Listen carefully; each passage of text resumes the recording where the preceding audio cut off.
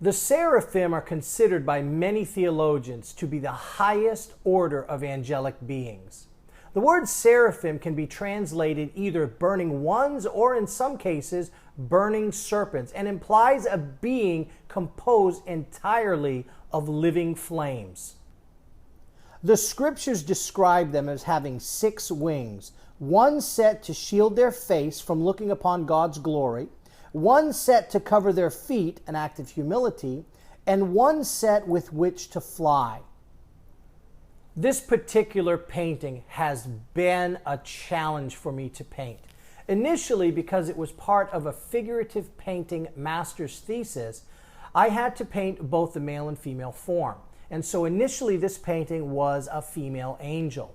The problem with that is that scripturally, angels always appear in the masculine form. And this particular scripture describes the angel as being a he. And so obviously a change had to be made. The initial change that I made, I just wasn't satisfied with. And there was just some things that were bothering me scripturally about the rendition.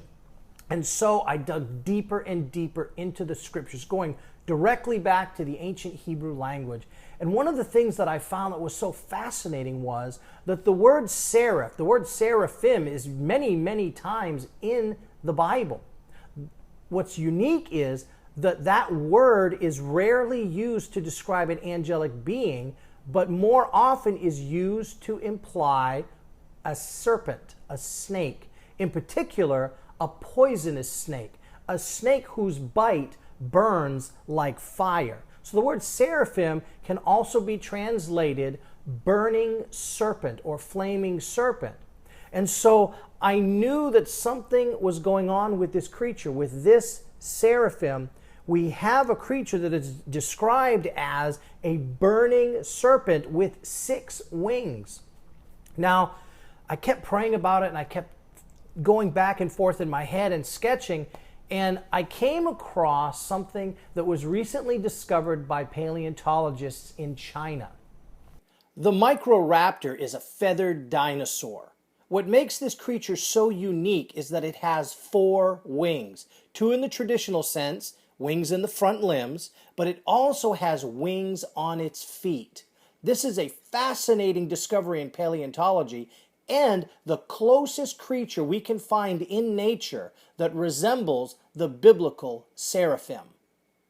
I was admittedly very hesitant to render the seraphim with a draconian or dinosaurian form, noting that the scriptures describe the seraphim as not only speaking to the prophet, but picking up a pair of tongs to cleanse the prophet's lips. However, there are many birds in nature that have the ability to speak, as well as having the dexterity to be able to grasp and handle objects. It is therefore not a stretch to believe that a creature of greater than human intelligence would be able to perform these tasks. Combining the Hebrew root words for seraphim with this finding in paleontology, I believe that we have a theologically sound rendition of the form of the seraphim.